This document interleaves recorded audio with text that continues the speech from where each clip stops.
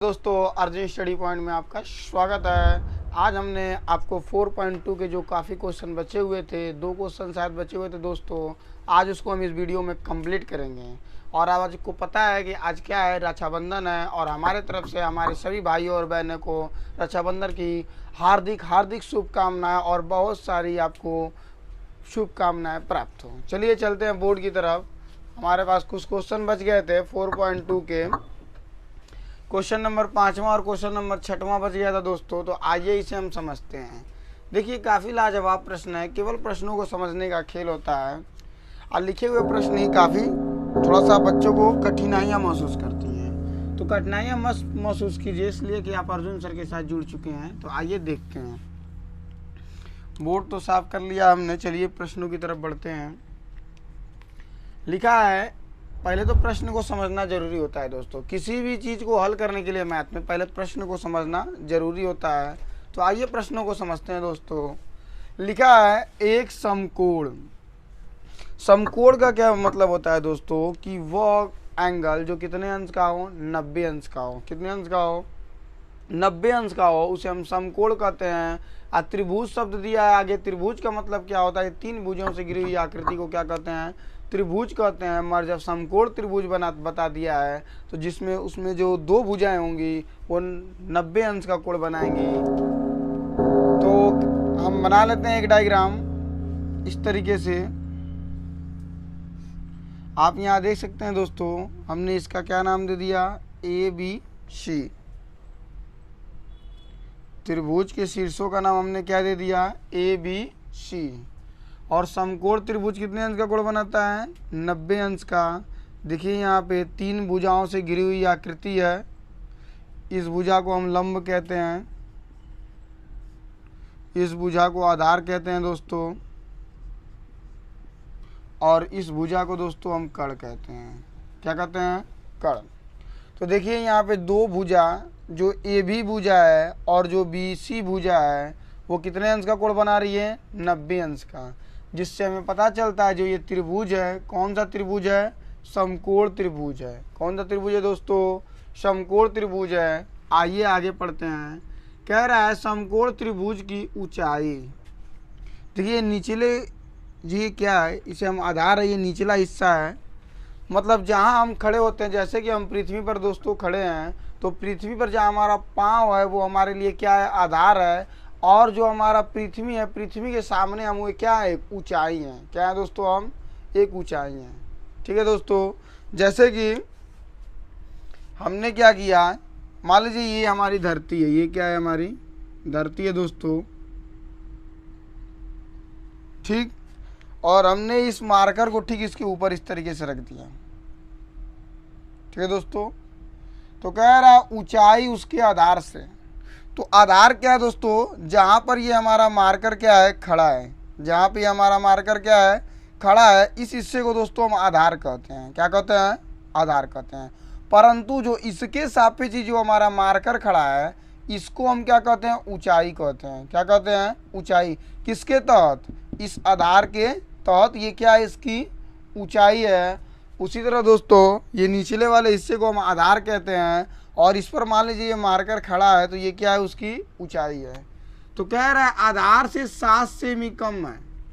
आधार से ऊंचाई जो है 7 सेमी कम है। तो मान लीजिए हमें आधार तो ज्ञात नहीं है, तो चलिए मानते हैं कि माना समकोण त्रिभुज, समकोण त्रिभुज में आधार x है। क्या दोस्तों? x है। कह रहा है आधार से 7 कम है। क्या? ऊंचाई। उसके आधार से 7 कम है ऊंचाई। तो दोस्तों हमें आधार ज्ञात नहीं है, हमने आधार को क्या मान लिया? x मान लिया। और आधार से वो कितना कम है ऊंचाई? देखिए 7 कम है। कितना कम है दोस्तों? 7 कम है। यदि हमने आधार को x मान लिया तो इसकी जो ऊंचाई है वो क्या हो जाए? कम का मतलब होता है घटाना। जैसे कि मान लीजिए हमने बोला कि हमारी आयु मान लीजिए 17 वर्ष है। चलिए दोस्तों आपके सामने ये कह रहा है कि समकोण त्रिभुज की ऊंचाई उसके आधार से 7 सेमी कम है। तो मान लीजिए इसको कैसे हम समझा सकते हैं, आपको समझाने के लिए मान लीजिए हमने दो लड़कों को ले लिया।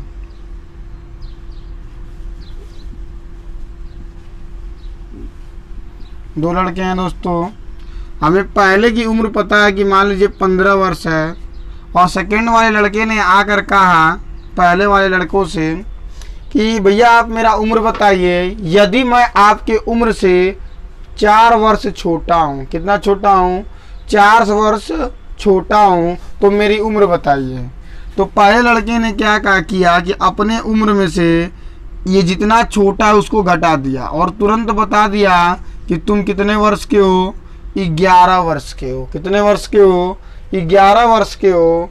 तो जैसे कम की बात करता है तो अपनी आयु में से हम उसको घटा देते हैं, जिससे तुलना करता है उसमें से हम क्या कर देते हैं, घटा देते हैं। तो हमने यहाँ पे आधार को माना था x, क्या माना था, x माना था, और आधार से 7 कम है तो x में से हम 7 क्या कर देंगे, घटा देंगे। तो हमें ऊंचाई भी क्या होगी दोस्तों, पता हो जाएगी। हो गया दोस्तों। तो चलिए चलते हैं, और हमारा देखिए यहाँ पे कर दिया है 13 सेमी का, तो हमने 13 सेमी लिख लिया है। अन्य दो भुजाएं ज्ञात करना है, तो चलिए ज्ञात करते हैं। इसे इरेज कर दिया जब बात समझ में आ गई हो। तो देखिए दोस्तों, हमारे समकोण त्रिभुज पर पाइथागोरस नामक एक वैज्ञानिक थे, गणितज्ञ थे, जिन्होंने अपना एक सिद्धांत दिया, एक नियम दिया। उन्होंने कहा कि कर्ण का जो वर्ग होता है, कर्ण का जो वर्ग होता है उसके सामने दो भुजाएं जो होती हैं, लंब और आधार, उनके वर्गों के योग के बराबर होता है, उनके वर्गों के योग के बराबर होता है। तो उन्हीं के सिद्धांत के अनुसार ही चलिए इसको हम हल करते हैं। क्या क्या करते वो, कर्ण का वर्ग आधार के वर्ग प्लस लंब के वर्ग के क्या होता है, बराबर होता है दोस्तों। तो आइए इस पर हम रखते हैं। कर्ण कितना दिया है, ध्यान से देखिए डायग्राम में 13 दे दिया है। कितना दे दिया है दोस्तों, 13 दे दिया है। वर्ग है तो वर्ग, आधार का कितना है दोस्तों, यक्ष, तो यक्ष लिख लेंगे दोस्तों। वर्ग है तो वर्ग लगा देंगे। लंब कितना दिया है दोस्तों, x माइनस 7, तो x माइनस 7 लिख देंगे। वर्ग है तो वर्ग लगा देंगे। चलिए 13 पे 2 का मतलब ये होता है दोस्तों, जिसको नहीं आता है वो ध्यान देगा काफ़ी अच्छे से। तो जब 13 पे वर्ग लिखा है मतलब कि 13 का हमें 2 बार गुणा करना है। तो जिनको गुणा आता है वो साइड में गुणा भी कर सकते हैं, नहीं आता है तो वर्ग पता होगा 13 कितना होता है, 169 होता है। कितना होता है दोस्तों, 169 होता है। चलिए x का हम 2 बार गुणा करेंगे तो x स्क्वायर आएगा। आपको पता है कि x पे 2 बार हम गुणा करेंगे तो जब आधार समान होता है तो घात क्या होता है, ऊपर के जुड़ जाते हैं। घात ऊपर के क्या होते हैं दोस्तों, जुड़ जाते हैं। तो एक एक क्या हो जाएगा दोस्तों, 2 हो जाएगा। और यहाँ पे आप देख सकते हैं कि a माइनस बी का होल वर्ग का फार्मूला है। क्या कहता है कि पहले का वर्ग धन दूसरे का वर्ग, माइनस हो तो माइनस, दुना के लिए दू, और पहले का दूसरे में गुणा। ये होता है फार्मूला। ये क्या होता है दोस्तों, फार्मूला होता है। आइए इसी की सहायता से इसको भी डालते हैं। पहले का वर्ग धन दूसरे का वर्ग, माइनस है तो माइनस, दुना के लिए दू, और इसका इसमें गुणा। हो गया दोस्तों। आइए इसको हम आगे हल करते हैं। इसका भी हम 2 बार गुणा करेंगे इस तरीके से, तो क्या आएगा, एक्स स्क्वायर। 7 का 2 बार गुणा करेंगे तो 7 7 क्या होता है, 49 होता है। बहुत बच्चे क्या करते हैं कि 7 दूना के 14 लिख देते हैं, तो ऐसा मत कीजिए, गलती हो जाता है। 7 पे वर्ग का मतलब ये होता है दोस्तों कि 7 का 2 में गुणा करना क्या होता है, ये गलत होता है। ये क्या होता है दोस्तों, गलत होता है। इसका मतलब ये होता है 7 पे 2 का मतलब कि 7 का हमें 2 बार गुणा करना है। कितनी बार गुणा करना है, 2 बार। कुछ इस प्रकार जिस तरीके से हम आपको बता रहे हैं। तो 7 7 कितना हो जाएगा दोस्तों, 49 हो जाएगा। क्या हो जाएगा, 49 हो जाएगा। बहुत सारे बच्चे इस प्रकार की गलतियां करते हैं, उनको सुधारा जाए। अब देखिए यहाँ पे ये हमारा अचर पद है और ये भी अचर पद है, तो अचर पद का अचर पद में गुणा कर लीजिए, 2 सत्ते 14 हो जाएगा, और चर पद में करेंगे तो चर पद क्या हो जाता है, बगल में लिखा जाता है। हो गया दोस्तों, तो 169 हो गया। अब देखिए यहाँ पे दो चर राशियां, हमेशा सजाती पद जुटते और घटते हैं। सजाती पद क्या होता है कि यदि एक्स स्क्वायर लिखा है तो इसका सजाती पद वही हो सकता है जिसके पास एक्स स्क्वायर हो। ये नहीं कि हमारे पास एक्स स्क्वायर हो तो हम यक्स को भी जोड़ सकते हैं, इसलिए कि ये इसका सजाती नहीं है, ये इसका क्या है, विजाती, इसलिए कि इस पे एक घात है और इस पे 2 घात है, इसलिए ये जुट घट नहीं सकता। परंतु इसके पास भी एक्स स्क्वायर, इसके पास भी एक्स स्क्वायर है, तो ये सजाती पद है और सजाती पद ही एक दूसरे के साथ जुटते और घटते हैं। गुणा में सजाती पद नहीं देखा जाता, परंतु जोड़ने घटाने में सजाती और विजाती को देखा जाता है। सजाती पद ही एक दूसरे से जुट सकते हैं और घट सकते हैं, परंतु विजाती पद को ना ही हम जोड़ सकते हैं ना ही घटा सकते हैं। तो यहाँ पे सजाती है तो जान लीजिए कि यक्स स्क्वायर नहीं जुड़ता है। बहुत बच्चे क्या करते हैं, एक्स स्क्वायर और एक्स स्क्वायर जोड़कर क्या लिख देते हैं, एक्स के घाते 4 लिख देते हैं। क्या लिखते हैं, यक्स के घाते 4। तो ऐसी गलतियां ना करें। जब जोड़ की प्रक्रिया होती है तो हमारा चर राशि नहीं जुड़ता है दोस्तों, आगे वाले जो अचर पद होते हैं उन्हें जोड़ा जाता है। तो एक एक कितना हो जाएगा दोस्तों, 2x स्क्वायर हो जाएगा। क्या हो जाएगा दोस्तों, 2x स्क्वायर हो जाएगा, प्लस 49 है तो 49 और माइनस 14x है तो 14x हो गया दोस्तों। तो चलिए इसको हम उस साइड लेकर चलते हैं। 2x स्क्वायर प्लस, सॉरी इसको हम बना लेते हैं किस पर में, द्विघात समीकरण के रूप में बना लेते हैं। तो द्विघात समीकरण जो रूप होता है वो क्या होता है, x square plus b x plus c. तो हम क्या करेंगे, यक्स वाले पद को लिखेंगे, प्लस 49 है तो 49। अब देखिए हम आपको हर एक वीडियो में बताते हैं कि जब कोई संख्या एक पक्ष से दूसरे पक्ष की तरफ जाती है, जब कोई संख्या एक पक्ष से दूसरे पक्ष की तरफ जाती है तो उसमें एक चीज का बदलाव होता है। क्या बदलाव होता है दोस्तों, गौर से सुनिएगा और ध्यान दीजिएगा। मैथ में चिन्हों का ही खेल होता है दोस्तों। चिन्ह एक बार आपने गलती की तो पूरा मैथ का क्वेश्चन गलत हो जाएगा। तो बदलता क्या, एक पक्ष से दूसरे पक्ष में जाने पर उसका चिन्ह जो होता है दोस्तों, प्लस का माइनस हो जाता है और माइनस का प्लस हो जाता है। तो इस बात पर गौर करते रहिए और ध्यान देते रहिए, किसी भी संख्या का यदि कोई चिन्ह न दिया हो तो प्लस का चिन्ह मानते हैं। जैसे हम प्लस को उस साइड ले जाते हैं तो ये माइनस का रूप धर लेगा। किसका रूप धर लेगा दोस्तों, माइनस का रूप धर लेगा। और ये 2x स्क्वायर और ये माइनस 14x, और यहाँ पे चिन्ह देखिए, इसके पास माइनस है और इसके पास प्लस है। और ये सजाती पद है तो घट सकते हैं और जुड़ भी सकते हैं। तो 169 में से 49 घटाएंगे तो क्या आएगा, 120 आएगा। उसके बाद हम देखते हैं बड़ा कौन है, 169 का चिन्ह क्या है, माइनस, तो क्या लगेगा, माइनस। इसलिए कि हमेशा देने वाला क्या होता है, दाता क्या होता है, बड़ा होता है, और जो ग्राही होता है वो छोटा होता है। ये केमिस्ट्री के शब्द है दोस्तों। तो चलिए आप लोग थोड़ा इसका स्क्रीनशॉट ले लीजिए, हम इरेज करके फिर इसको हल करते हैं गुणनखंड विधि से।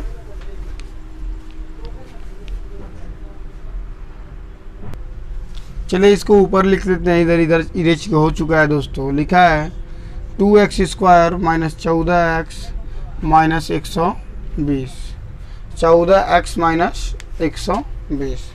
देखिए 2 से डिवाइड होता है तो हम डिवाइड कर देते हैं। जैसे कि 2 से ये भी कट जाएगा, 2 से ये भी कट जाएगा, 2 से ये भी कट जाएगा। ये 1 बार में कटेगा, ये 7 बार में कटेगा, ये 60 बार में कटेगा। तीनों संख्या यदि एक ही संख्या से कटते हैं, जैसे कि यहाँ पे 2 था, यहाँ पे 14 था और यहाँ पे 120 था। अगर जो इन तीनों संख्याओं को कोई एक संख्या काटता है तभी उसको हम डिवाइड करेंगे। ये नहीं कि इसे हम 2 से काट दें, इसे 3 से काट दें, इसे 4 से काट दें। ऐसा काटने पर हमारा क्वेश्चन क्या हो जाएगा, गलत हो जाएगा। हम ऐसा संख्या लेंगे जो तीनों को काट दे तभी हम काटेंगे, वरना जो हमारा गुणनखंड का नियम हमने आपको सिखाया है उसी नियम से आपको हल करना पड़ेगा। तो देखिए हमारा तीनों कट रहा था 2 से, इसीलिए हमने तीनों को काट दिया।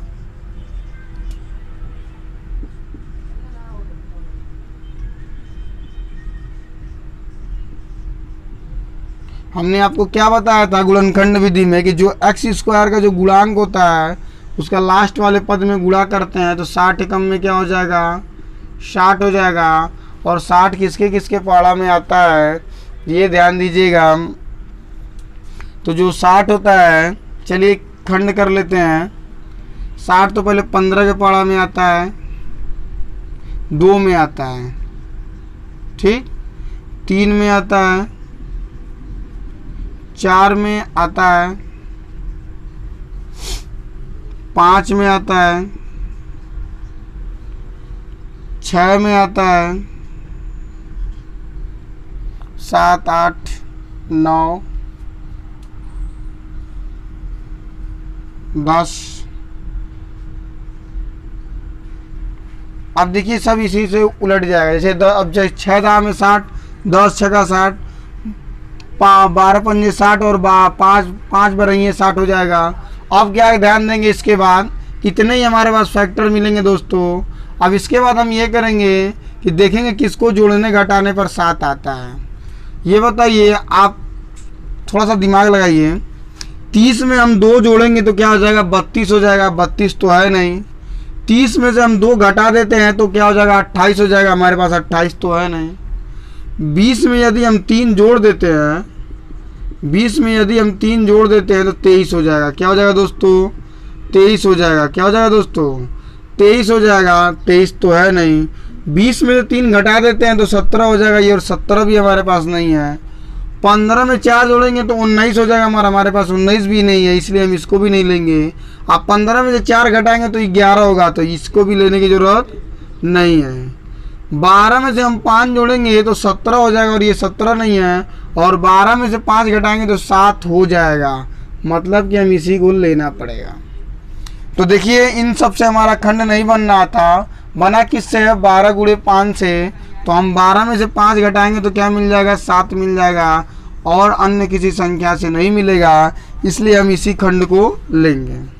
तो लिखेंगे 1x square minus 12 minus 5x 60 equal to 0।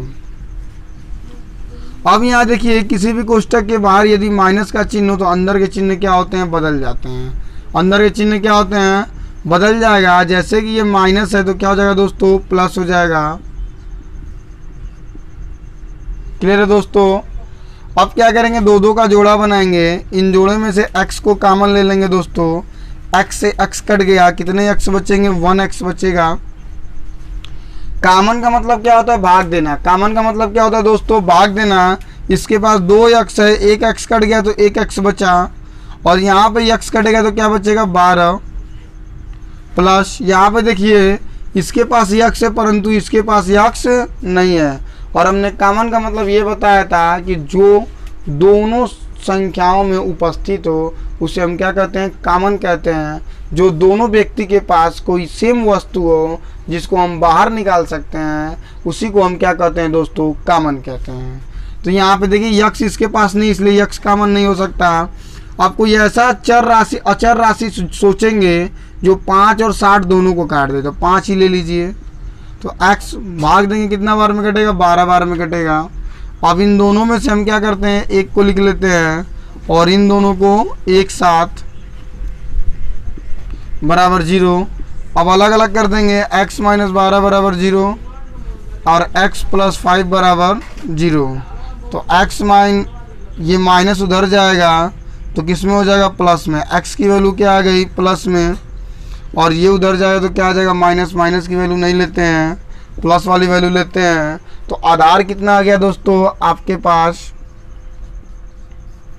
12 आ गया। क्या आ गया, 12 आ गया। और कह रहा है ऊंचाई कितना कम है उससे, 7 कम है। तो यक्ष का मान 12 रख देंगे माइनस 7, तो ऊंचाई कितना आ जाएगा दोस्तों, 5 आ जाएगा दोस्तों। आप लोग इसका स्क्रीनशॉट ले सकते हैं।